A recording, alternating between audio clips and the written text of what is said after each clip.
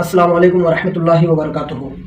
سامعین محترم، جیسا کہ آپ کو معلوم ہے کہ 24، 25 اور 26 فروری کو ماہرہ مقدسہ میں جو عرس پاک منایا گیا، تو وہاں پر جو وہاں کے جانشین سجادہ نشین جو ہیں حضور قبلہ شاہ سید سبطین حیدر مدہ ذلہ العالی، انہوں نے اس عرس میں ایک اعلان کروایا تھا۔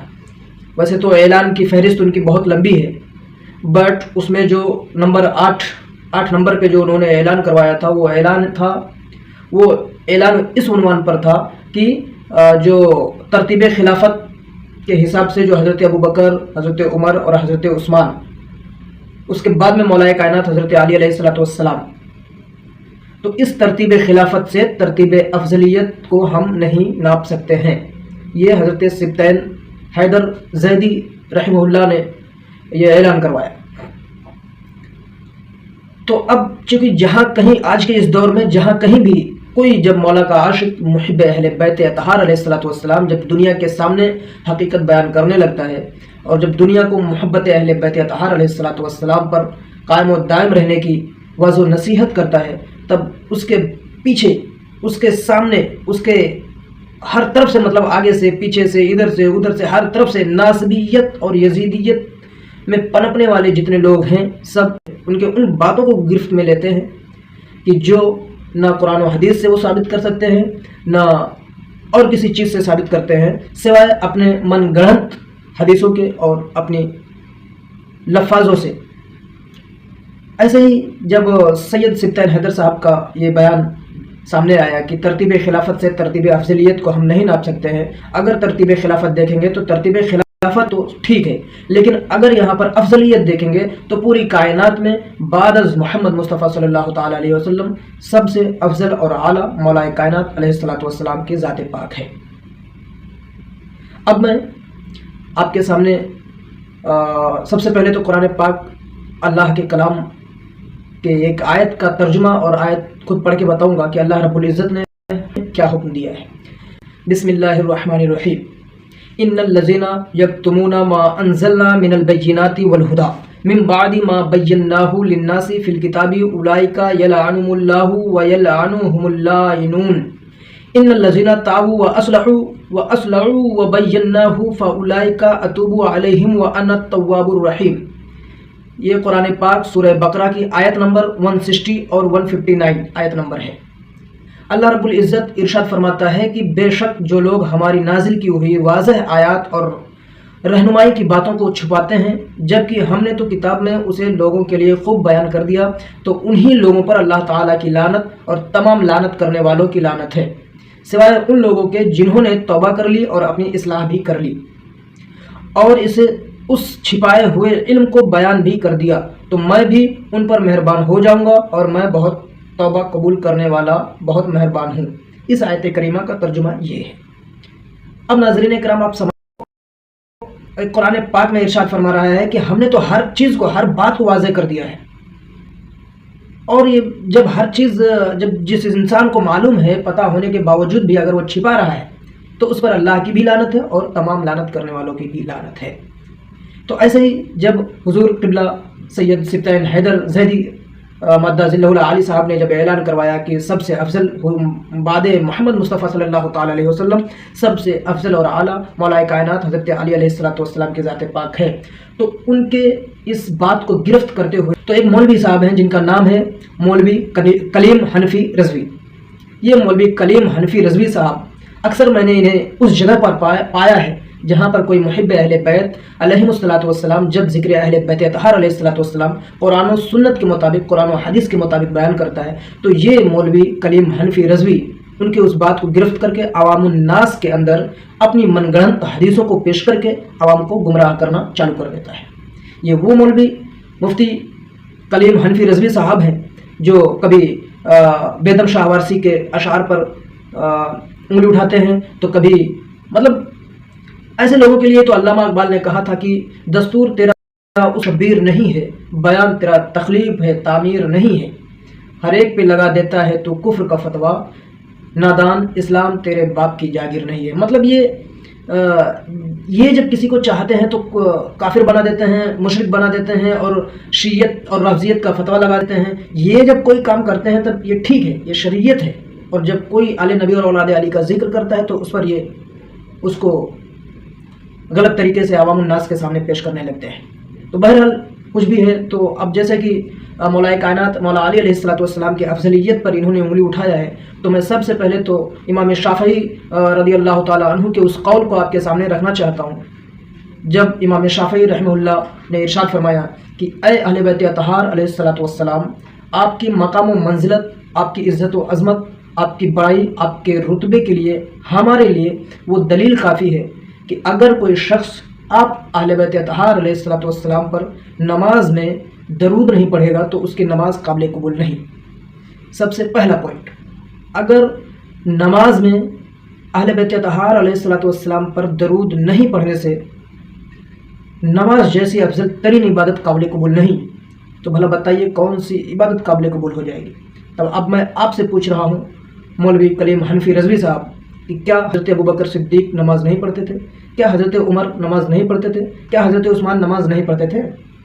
اگر مولا علی علیہ السلام کو آپ ان سے افضل اور اعلیٰ نہیں مانیں گے تو آپ کو یہ ماننا پڑے گا کہ حضرت ابوبکر صدیق نماز نہیں پڑھتے تھے، حضرت عمر فاروق نماز نہیں پڑھتے تھے، حضرت عثمان غنی نماز نہیں پڑھتے تھے۔ اور اگر آپ کو یہ ماننا ہے کہ ان خلفائے راشدین نے نماز پڑھی ہے تو آپ کو یہ ماننا پڑے گا کہ حضرت ابوبکر صدیق اور تمام کائنات عالم میں بعد از محمد مصطفیٰ صلی اللہ تعالی علیہ وسلم سب سے افضل اور اعلیٰ مولا کائنات کے ذات پاک ہے۔ اگر آپ قرآن میں دیکھ رہے ہیں تو آیت مباہلہ میں میرے آقا علیہ السلام کے نفس بن کر جو شخص گیا وہ مولا کائنات کے ذات ہے، نفس رسول بن کر جو مباہلے کے میدان میں جا رہا ہے وہ ذات مولا علی علیہ السلام کے ذات ہے۔ فَقُلْ تَعَالَوْا نَدْعُوا أَبْنَاءَنَا وَنِسَاءَنَا وَنِسَاءَكُمْ أَنفُسَنَا وَأَنفُسَكُمْ ثُمَّ نَبْتَهِلْ فَنَجْعَلْ لَعْنَةَ اللَّهِ عَلَى الْكَاذِبِينَ۔ میدان مباہلہ میں نفس رسول بن کر کوئی گیا تو مولا علی علیہ السلام۔ آیت تطہیر انما یرید اللہ لیذھب عنکم الرجس اہل البیت یطہرکم تطہیرا، اللہ رب العزت نے جن ہستیوں کو پاک و صاف کیا اس میں مولا علی علیہ السلام آپ کو ملیں گے۔ قل لا اسألکم علیہ اجرا الا المودۃ فی القربى، اللہ رب العزت نے جن کی محبت کو ہمارے اوپر فرض قرار دیا ہے ان میں مولا علی علیہ السلام کی ذات آپ کو ملے گی۔ اب آئیے میں حدیث مبارکہ سے مولا علی علیہ السلام کی افضلیت آپ کے سامنے پیش کر دوں۔ میں سب سے پہلے پڑھنے لگا ہوں، مسند احمد کی حدیث نمبر ہے 11309، 11309 نمبر حدیث پاک ہے۔ سیدنا ابو سعید خدری بیان فرماتے ہیں کہ ہم رسول اللہ کے انتظار میں بیٹھے ہوئے تھے کہ آپ علیہ السلام اپنی کسی ایک حجرہ مبارکہ سے تشریف لائے، پھر ہم بھی آپ کے ہمراہ ہو لیے۔ اسی دوران آپ کا جوتا مبارک ٹوٹ گیا تو سیدنا علی ابن ابی طالب اس مبارک جوتے کو مرمت کرنے کی وجہ سے پیچھے رک گئے اور ہم رسول اللہ کے ہمراہ چلتے رہے، یہاں تک کہ آپ سیدنا علی علیہ السلام و کرم اللہ وجہ الکریم کے انتظار میں رک گئے اور ہم بھی ٹھہر گئے۔ وہاں آپ نے ارشاد فرمایا تم میں ایک ایسا خوش نصیب شخص بھی ہے کہ جو قرآن حکیم کی تفسیر کے خاطر قتال کرے گا، جیسا کہ مجھے قرآن حکیم کی تنزیل یعنی حقانیت کے خاطر کفار سے قتال کرنا پڑا۔ یہ سن کر ہم سب شوق سے آپ کی طرف متوجہ ہوئے اس امید میں کہ شاید میں ہی وہ خوش نصیب شخص ہوں۔ کون کہہ رہا ہے؟ حضرت ابو سعید خدری رضی اللہ تعالیٰ عنہ۔ اور اس وقت ہمارے درمیان سیدنا ابو بکر اور حضرت عمر بھی موجود تھے۔ ابو بکر نے عرض کیا کہ کیا میں ہوں یا رسول اللہ، کیا وہ خوش نصیب شخص میں ہوں؟ میرے آقا علیہ السلام نے ارشاد فرمایا نہیں۔ حضرت عمر فاروق نے ارشاد فرمایا کہ یا رسول اللہ، کیا وہ خوش نصیب شخص میں ہوں؟ میرے آقا علیہ السلام نے ارشاد فرمایا نہیں، بلکہ وہ خوش نصیب شخص وہ ہے جو میری جوتی کو گاٹھ رہا ہے۔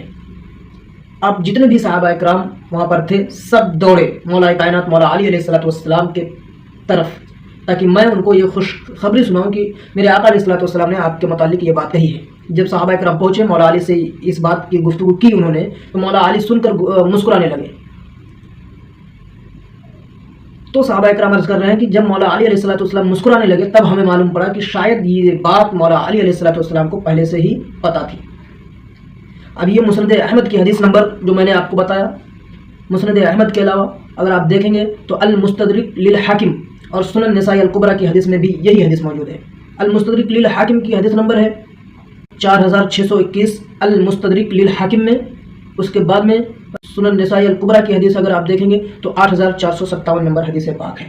4425 اور 7100 نمبر صحیح بخاری کی حدیث پاک میں جب آپ دیکھیں گے تب آپ کو ملے گا کہ سیدنا ابو مریم اسدی تابعی رحمہ اللہ کا بیان ہے کہ جب سیدنا طلحہ، سیدنا زبیر اور سیدنا ام المومنین سیدہ عائشہ رضی اللہ تعالی عنہ کی طرف جنگ جمل کے لیے روانہ ہوئے تو سیدنا علی علیہ الصلوۃ والسلام نے سیدنا عمار بن یاسر اور اپنے بیٹے مولا حسن علیہ الصلوۃ والسلام کو ہمارے پاس کوفہ روانہ فرمایا تاکہ وہاں سے فوجی مدد حاصل کر سکیں. تو وہ دونوں ممبر پر چڑھے. سیدنا حسن ممبر کے اوپر والے حصہ پر تشریف فرما ہوئے اور سیدنا عمار نیچے والے حصے پر کھڑے ہوئے. ہم سب ان کی بات سننے کے لیے اکٹھے ہوئے. سیدنا عمار بن یاسر نے فرمایا ام المومنین سیدہ عائشہ رضی اللہ تعالی عنہا لشکر لے کر مکہ مکرمہ سے بصرہ روانہ ہو چکی ہیں. اللہ تعالیٰ کی قسم وہ دنیا اور آخرت میں رسول اللہ کی زوجہ محترمہ ہیں، مگر اللہ تعالیٰ تمہارا امتحان فرمانا چاہتا ہے کہ تم خلیفہ راشد کی اطاعت کے ذریعے اللہ تعالیٰ کی اطاعت کرتے ہو یا پھر سیدہ عائشہ کی پیروی کرتے ہو. اب دیکھیے صحیح بخاری شریف کی حدیث نمبر 4425 اور 7100 نمبر حدیث پاک ہے کہ حضرت عمار بن یاسر رضی اللہ تعالیٰ عنہ ارشاد فرماتے ہیں کہ اللہ یہ آزمانا چاہتا ہے کہ اللہ یہ دیکھے گا کہ تم اللہ کی اطاعت کرتے ہو یا حضرت عائشہ صدیقہ کی پیروی کرتے ہو. یعنی مولا علی علیہ الصلوۃ والسلام کی اطاعت کو اللہ کی اطاعت بتایا حضرت عمار بن یاسر. بخاری شریف حدیث نمبر 4425 اور 7100. علی کی اطاعت اللہ کی اطاعت ہے. حدیث نمبر 3735 نمبر حدیث جامع ترمذی کی کتاب میں اگر آپ دیکھیں گے تو اس میں درج ہے کہ سیدنا ابو حمزہ انصاری تابعی رحمہ اللہ بیان کرتے ہیں کہ میں نے سیدنا زید بن ارقم کو سنا کہ وہ فرمایا کرتے تھے پہلا شخص جو اسلام لایا وہ سیدنا علی بن ابی طالب علیہ الصلوۃ والسلام تھے. کون فرما رہا ہے؟ زید بن ارقم. اور کس کتاب میں لکھا ہوا ہے؟ جامعہ ترمذی کی حدیث میں ہے. جامعہ ترمذی کی حدیث نمبر 3735. پہلا شخص جو ایمان لایا وہ مولا علی علیہ الصلوۃ والسلام ہے. اس کے بعد سنن نسائی الکبریٰ کی حدیث میں ہی یہی حدیث موجود ہے. سنن نسائی الکبریٰ کی حدیث میں ہے. حدیث نمبر اگر آپ دیکھیں گے تو سنن نسائی الکبریٰ کی حدیث نمبر 8351 اور 8392. سنن نسائی الکبریٰ کی حدیث میں پہلا شخص جس نے رسول اللہ کے ساتھ حرم میں باجماعت نماز ادا کی وہ سیدنا مولا کائنات مولا علی علیہ الصلوۃ والسلام تھے. مولوی کلیم حنفی رضوی صاحب آپ کس وجہ سے مولا علی علیہ الصلوۃ والسلام پر اوروں کو فضیلت دے سکتے ہیں؟ جبکہ اگر آپ بخاری شریف اور مسلم شریف کو اٹھا کے دیکھیں گے کہ اس میں کیا لکھا ہوا ہے تو صحیح بخاری شریف کی حدیث نمبر میں بتا رہا ہوں آپ کو 4416 اور مسلم شریف کی حدیث نمبر ہے 6217 اور 6218. اگر آپ اٹھا کے دیکھیں گے تو اس میں لکھا ہوا ہے کہ سیدنا مسیب بن سعد تابعی رحمہ اللہ اپنے والد سیدنا سعد بن ابی وقاص سے بیان کرتے ہیں کہ رسول اکرم صلی اللہ علیہ وسلم جب غزوہ تبوک کے موقع پر روانہ ہوئے تو مولا علی علیہ الصلوۃ والسلام کو اپنا نائب چھوڑ کر گئے.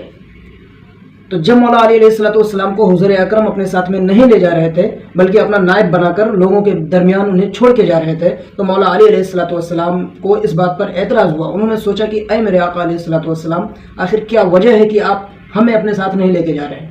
اور یہ پہلا غزوہ تبوک کا موقع ایسا تھا کہ مولا علی علیہ الصلوۃ والسلام میرے آقا علیہ الصلوۃ والسلام کے ساتھ کسی جنگ میں شریک نہیں ہوئے، ورنہ ہر لمحہ ہر پل مولا کائنات علیہ الصلوۃ والسلام حضور کی خدمت میں حاضر رہتے تھے.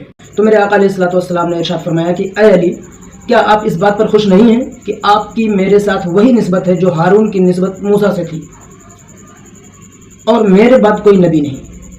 لکھا ہوا ہے کہ جو نسبت حضرت ہارون علیہ الصلوۃ والسلام کو موسیٰ علیہ الصلوۃ والسلام کے ساتھ تھی وہی نسبت ہماری اور تمہارے درمیان ہے، لیکن میرے بعد کوئی نبی نہیں.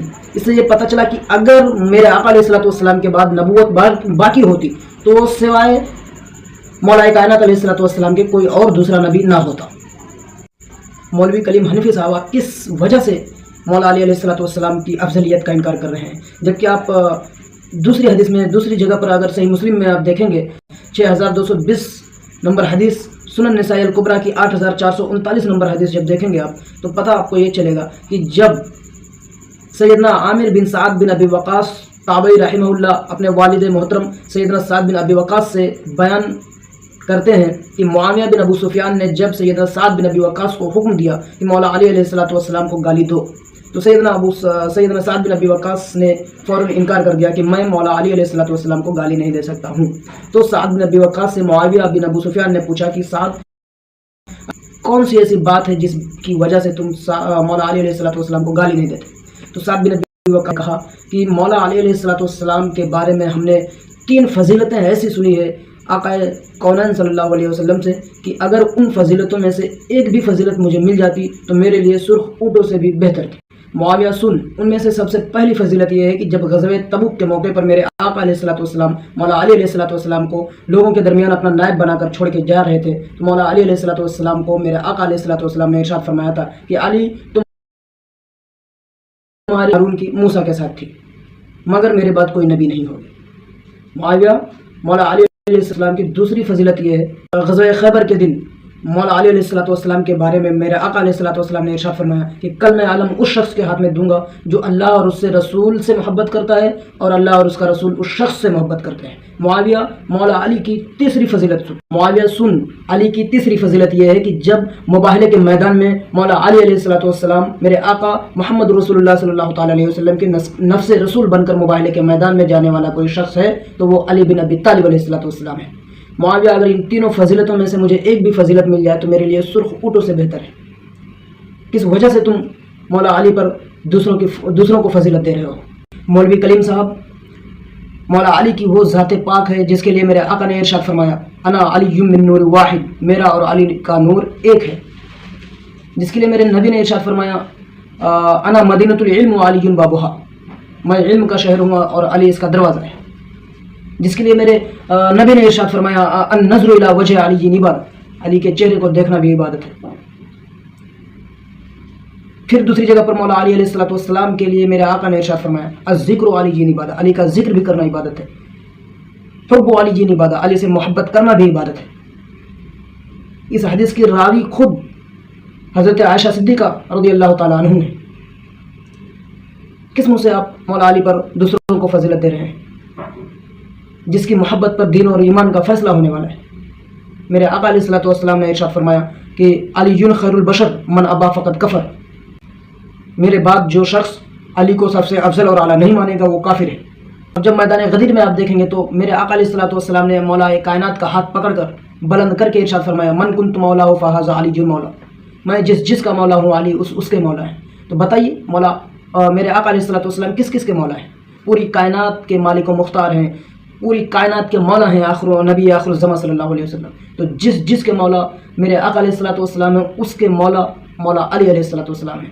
आदम से लेके ईसा अला नबीना तक सबके मौला मौला कायनात अलैहिस्सलातु वस्सलाम है।